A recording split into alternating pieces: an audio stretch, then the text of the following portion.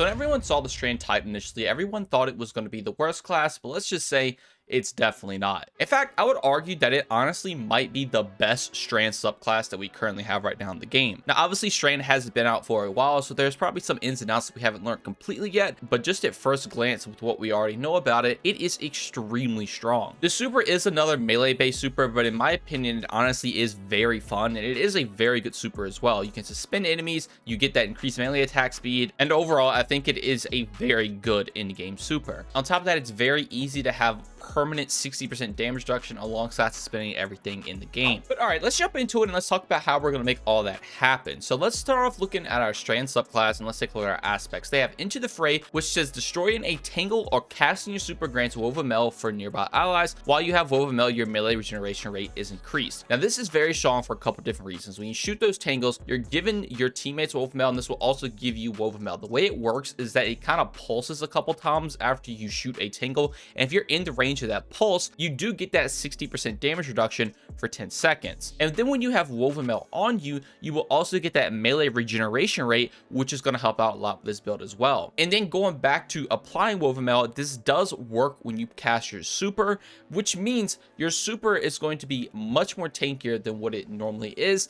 And what's really cool is that your super, as you see here, can sever enemies on hit, which if you don't know means the enemies you're hitting are going to do reduced damage. So not only are you giving yourself 60% damage reduction, you're also making the enemies do less damage, and those combined is actually why this is a very strong in-game subclass, because you can virtually not die while also having the ability to just stun lock everything and pretty much kill everything with the melee attacks because of the increased attack speed. Now, the other aspect is Dranger's Lash. I probably butchered that pronunciation, but it says activate your class ability to create a ripple in reality that travels forward along the ground, suspending and damaging targets it hits. So this is pretty strong because you're going to have a lot of different ways to get your class ability back, but now you can just create this wave, which is kind of like Kefri's horn in a way, and you're going to suspend enemies, and suspending is probably the strongest thing out of everything that is included in the Strand subclass. It immobilizes almost every single enemy in the game except for bosses. It will stun unstoppable champions. Barrier champions cannot put their shields up, and it just makes playing the game a whole lot easier. But if you're trying to spam your barrier, definitely take Rally Barricade, because this does have a lower cooldown at 38 seconds, whereas Towering does have 48.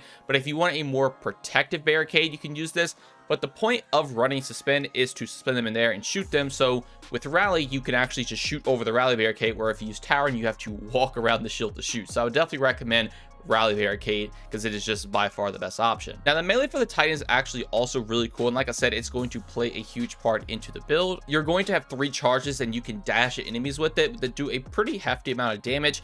But the cool thing is that this melee will also sever enemies. So once again, severing an enemy means they will do reduced damage, and if you remember, once you have Woven Mail equipped, you're going to get more melee regeneration, which means you're getting the 60% damage reduction alongside getting your melee, which will then also sever enemies. And it kind of is like a small little super, because obviously once you pop your super, you get all that Woven Mail and you can sever enemies with the super. So like I said, it's kind of acting as like a mini super until you can get the big one. Now, I am also going to be running Grapple Grenade because it is fun for mobility, but it does have some uses when we get into our fragments. So starting off, we're going to be running Thread of Mind. So this is defeating suspended targets grants class ability energy. Since the whole purpose of this build is to spam your class ability as much as possible, this is just going to allow you to get the class ability energy back because your class ability is suspending targets. The whole point of this build is to constantly spam class abilities so you could always suspend enemies 24/7. I'm also running Thread of Ascent. So activating your grenade ability, reload your equipped weapon and grants bonus airborne effectiveness and handling for a short duration. So this is the reason I'm running a grapple grenade,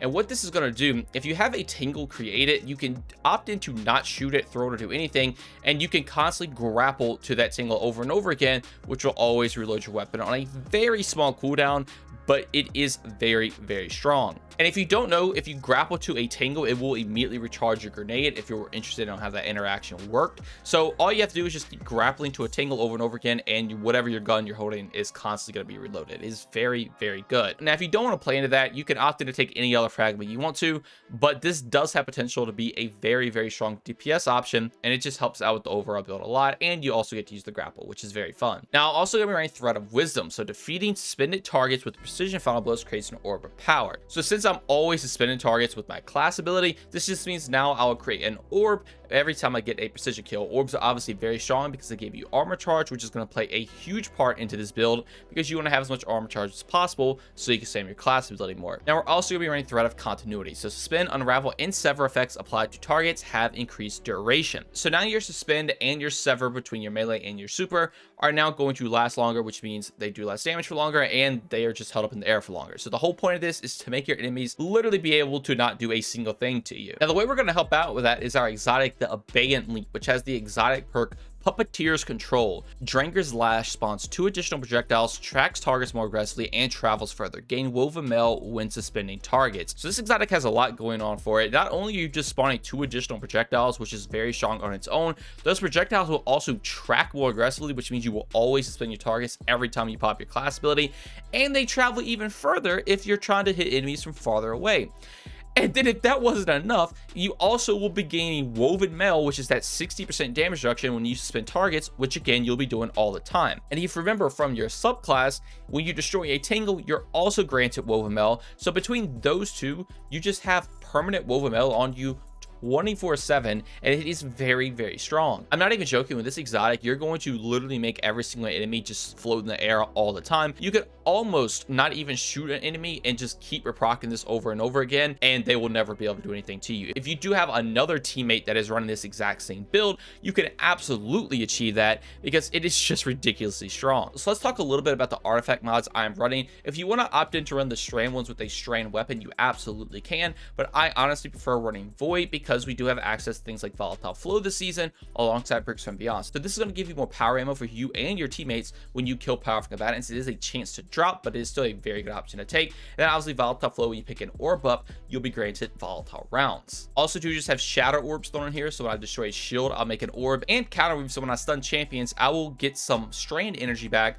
depending on whatever my lowest cooldown is. So what's really cool with this is since your class ability is shooting out that suspend wave, that means when your class ability is expended, it will stun a unstoppable champion, and then you'll just get some energy back for the class ability. It is really, really good. I do have these authorized mods unlocked right here. I always get questions on how all my mods cost lower than normal. It is because of all these mods I do have unlocked. But really quick, I do want to mention my weapons, and I would honestly highly recommend taking a Void weapon because again, you are playing into Volatile Flow and Bricks from Beyond. So I like running Funnel Web. I do just have a Type Hand equipped right now. You can run whatever power weapon you want to run, but pairing those together are going to be an extremely good option. And what's really good with this season is because you have things like Overload SMG, which obviously will make your SMG overload. You can even run something like Arbalist to have anti-barrier, and then your suspend will stun unstoppables. Now volatile rounds will actually also break anti-barrier champions, but it is a little bit finicky, and that's why I just like throwing Arbalist on, just because it makes it really easy to do while everything else could just work in the background. And then stats for the build: 100 resilience is a no-brainer.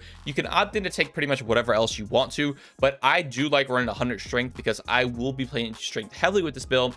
And again, with the 100 strength, you're getting a 57-second cooldown with 3 charges alongside Woven Mail also being able to increase that melee regeneration rate. All right, so before I dive deep into every single mod I am running, these are what I have set up if you just want to copy it down really quick. So if you're just interested in learning everything for yourself, definitely go on and just copy these down. But all right, let's start off with our helmet. We're going to be running a Void Siphon. So this is going to let you make orbs of power on rapid Void weapon final blows. Since we're playing heavy into our Void weapons, this means now we're just going to be making orbs all the time, which is going to give us armor charge and also play heavily into the build once we get into later mods. Now I'm also going to be running a heavy ammo finder and a heavy ammo scout. Heavy ammo finder just means when you get killed, you have an increased chance to drop heavy ammo. These ammo finder mods do drop less ammo than normal, but it is still just extra heavy, which is really, really good. And the heavy ammo scout means when you make one of these heavy ammo finder bricks, it will also make it for your teammates, which obviously is going to pair really well for Bricks from Beyond because they also have the ability to make heavy for you and your teammates. So they just synergize extremely well. Now, I'm also going to be running a Void Loader. So this just give me increased load speed for all my Void weapons since that's heavily what I'm playing into. I'm also going to be running a Heavy Handed. So when I get melee final blows, I'll make an Orb of Power. This is going to be really good because again, you're playing heavily into your melee. You get a melee kill, you get an orb, which gives you volatile rounds and a bunch of other stuff. Again, once we get later into the mods. Then I'm also going to run a Focusing Strike. So this will grant me class ability energy when I do damage to the melee attack. So the whole point is to try to get your class ability back as fast as possible. Since you have 3 charges of your melee with 100 strength and the ability to even increase the generation with woven metal, you will be able to get this class ability back pretty much all the time, which just means you can suspend targets literally 24/7. Now always remember to swap out your resistant mods or whatever activity you're going into, but I'm also going to be running a charged up, so this will increase my armor charge by 1. So now I will have a total of 4 armor charges instead of 3, which is going to play heavily into some of our other mods. But then I will also be running a recuperation and a insulation. Recuperation will give you some health when you pick up an orb of power, and insulation will also give you some class ability cooldown when you pick up an orb of power. So if you come back up to the top, obviously getting void weapons will make orbs, which is good. But what's really cool is now when you get a melee kill, you're gonna make that orb. And since you're already on the enemy you're killing because you're meleeing at them, you'll be able to immediately pick that orb up. So now your melee kills are kind of giving you some health back, which is really cool, and also giving you some extra class ability, which again pairs well with Focusing Strike because hitting an enemy with it also gives you class ability energy. Now also gonna be running a stack on stack, so when you pick up an orb of power, it will grant you 1 additional armor charge. So now whenever I pick up an orb, I will get 2 armor charges, which means I need to only pick up 2 orbs to actually receive 4 armor charge stacks with charged up. And then finally, our main mods are going to be utility kickstart. So that when you use your class ability, this will give you some class ability energy back. But if you have additional armor charges, it will increase that effect. And if you stack these mods, you'll have an even greater effect as well. So essentially with all this together, once you pop your class ability, you're getting pretty much almost half of your class ability energy back, with your fragments also being able to refill your class ability and your melee. Literally everything is all about just so you can spam this as much as possible, and this just helps out with that. Now the grayed out icon right here is Reaper because it is currently not available in the game, but this just makes it when you, after you use your class ability, you will make an orb of power on your next weapon final blow. Once this gets enabled again, this is going to be really good because when you use your class ability, which I think I've said a million times in this video, you will make an orb. And if you come back over to your fragment really quick, when you get a precision kill, you will make an orb of power on an enemy that's suspended. So you're making 2 orbs on 1 suspended kill, which then means obviously you only needed 2 orbs to get your max armor stacks because of stacks on stacks, and you already have 4 armor charges ready again to go ahead and proc your utility kickstart, while in the background also having your melee and your weapon being able to gen orbs while healing you and giving you even more class ability energy. But that is pretty much the build as a roundup. All you're doing, make sure you're picking orbs up and spamming your class ability with this exotic as much as possible. You can definitely opt in to run void weapons if you want to get more of a team aspect going, so you can make as much as heavy for your team.